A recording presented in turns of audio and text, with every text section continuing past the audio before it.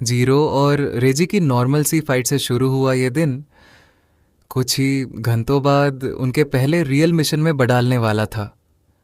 और उन्हें बिल्कुल आइडिया नहीं था कि एनिमी ऑलरेडी उनका वेट कर रहा है। तो चलो देखते हैं ब्लैक टॉर्च एपिसोड 4 में क्या होता है। जीरो और रेजी फाइट के लिए रेडी होते हैं। तभी जीरो नोटिस करता है कि रेजी के पास सोर्ड है और कहता है इसके पास सोर्ड क्यों है। शिबा काल्मली जवाब देता है क्योंकि रेजी एक सोर्ड्समैन है। अगर तुम्हें अनफेयर लग रहा है तो तुम भी वेपन ले सकते हो। रेजी तुरंत रागो की तरफ इशारा करके कहता है कि जीरो के पास भी तो एक सीक्रेट वेपन है। लेकिन जीरो रागो को फाइट से दूर रहने के लिए बोल देता है, ये फाइट हम दोनों के बीच है, कोई और इंटरफियर नहीं करेगा। रघु को वैसे भी कोई इंटरेस्ट नहीं होता, इसलिए वो साइड में जाकर आराम करने लगता है। लेकिन अगले ही सेकंड रिजी अपनी स्वॉर्ड भी साइड में फेंक देता है। ज़ीरो कंफ्यूज हो जाता है। वह रेजी उससे और प्रोवोके करता है। वो कहता है कि अगर वो सीरियसली लड़ेगा तो फाइट बहुत जल्दी ख़त्म हो जाएगी। इतना ही नहीं, रेजी आंखें बैंड करके जीरो को पहला अटैक करने का चांस देता है। बस अब जीरो का पेशेंस खत्म। वो गुस्से में रेजी पर अटैक करता है, लेकिन रीजी वुडन स्वॉर्ड से एक ज़बरदस्त हिट मारकर जीरो को सीधा गिरा देता है। इचिका को लगता है फाइट खत्म हो गई, लेकिन शिबा कहता है पीछे देखो, जीरो दोबारा कादा हो चुका था। और वो कहता है ये तो बस वार्म अप था। और यहीं से फाइट सीरियसली स्टार्ट होती है। जीरो दोबारा अटैक करता है और इस बार रेजी की वुडन सोर्ड ही तोड़ देता है। फिर एक पावरफुल पंच सीधा रेजी को लगता है। अब रेजी भी सीरियस हो जाता है। दोनों वेपन्स छोड़कर हैंड टू हैंड कम्बैट में लड़ने लगते हैं। इचिका और शिबा चुपचाप फाइट देख रहे होते हैं, जबकि उसामी माजे से दोनों की फाइट रिकॉर्ड कर रही होती है। कुछ देर बाद रेजी को होश आता है। जीरो भी पास ही बैठा होता है। जीरो उससे जूस की बोतल देता है। रेजी हैरान होकर पूछता है तुम मुझे ये क्यों दे रहे हो। जीरो मानता है कि फाइट में वो थोड़ा ज्यादा कैरिड अवे हो गया था। साथ ही वो ये भी एक्सेप्ट करता है कि अगर रेजी ने पहले अटैक में वुडन स्वॉर्ड की जगह रियल स्वॉर्ड यूज की होती तो रिजल्ट कुछ और हो सकता था। रेजी हंसकर बॉटल खोलता है और पूरा जूस सीधा उसके फेस पर फूट जाता है। जीरो जोर जोर से हंसने लगता है और दोनों फिर से बहस शुरू कर देते हैं। लेकिन उन्हें पता नहीं था कि अगले दिन उनकी ये छोटी सी राइवलरी एक रियल मिशन पर टेस्ट होने वाली थी। शिबा और उसामी डिसाइड करते हैं कि जीरो और रेजी को एक एक्चुअल फील्ड मिशन दिया जाएगा ताकि दोनों को रियल एक्सपीरियंस मिले। और अगर सब कुछ सही रहा तो उन्हें उनके रियल एनिमी के बारे में भी बताया जाएगा। अगला दिन नेक्स्ट डे जीरो, रेजी और इचिका अपने स्पेशल यूनिफॉर्म्स में रेडी होते हैं। शिबा उन्हें यूनिफॉर्म का एक फीचर दिखाता है। लेफ्ट रिस्ट का बटन प्रेस करते ही उनका आउटफिट ट्रांसफॉर्म हो जाता है और डबल टैप करते ही वो इनविजिबल हो जाते हैं। जीरो ऑब्वियसली शॉक्ड होता है। शिबा बताता है कि यूनिफॉर्म में और भी कई फीचर्स हैं जो उन्हें धीरे धीरे समझ आएंगे। अब टाइम था उनके पहले रियल मिशन का। सभी एक श्राइन पहुंचते हैं। जायरो को लगता है कि शायद यही मिशन है, लेकिन रीजी क्विकली समझ जाता है कि श्राइन एक्चुअली ब्यूरो की सीक्रेट फैसिलिटीज में से एक है। थोड़ी रिक्वेस्ट के बाद उन्हें अंदर जाने के लिए सिर्फ 15 मिनट मिलते हैं, क्योंकि आज वहां स्पेशल ऑपरेशंस डिवीजन 1 के एजेंट्स भी आने वाले हैं। जीरो पूछता है डिवीजन एक क्या है। इचिका बताती है कि ब्यूरो के अंदर डिवीजन एक सबसे पावरफुल डिविजन्स में से एक है। उनके पास सबसे ज्यादा एजेंट्स और इन्फ्लुएंस है। रेजी तुरंत कहता है मतलब हमारी डिवीजन 2 के बिल्कुल ऑपोजिट। फिर एक सीक्रेट कोड एंटर किया जाता है और सब अंडरग्राउंड फैसिलिटी में पहुंचते हैं। और यहाँ जीरो को दिखाई देती है वो जगह जहाँ रागो को सील किया गया था।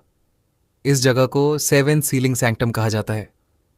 शिबा बताता है कि ये पूरी जगह डेथ ऑब्सिडियन से बनी है, एक रेयर स्टोन जो स्पेक्ट्रल एनर्जी को सप्रेस करता है। यहीं से करंट केस की शुरुआत हुई थी। शिबा और इचिका विटनेस से इन्फॉर्मेशन लेने चले जाते हैं, जबकि जीरो और रेजिको रागो से उस दिन के बारे में पूछना होता है जिस दिन वो सील से फ्री हुआ था। और यहाँ उन्हें एक ऐसी इन्फॉर्मेशन मिलती है जो पूरे केस को बडाल देती है। जीरो रागो से पूछता है कि वो यहाँ सील क्यों था। रागो का सिंपल जवाब होता है, मुझे नहीं पता।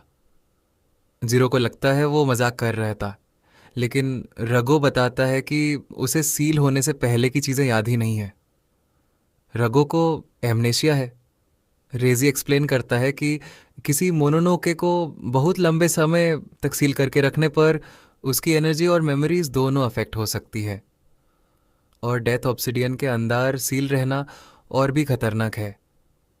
सदियों तक डार्कनेस में ट्रैप्ड रहने के बाद सिर्फ मेमोरीज लूज होना शायद रागो के लिए लकी आउटकम था। लेकिन पास्ट से ज़्यादा इंपॉर्टेंट था वो दिन जब किसी ने रागो का सील तोड़ा था। राघव याद करने की कोशिश करता है।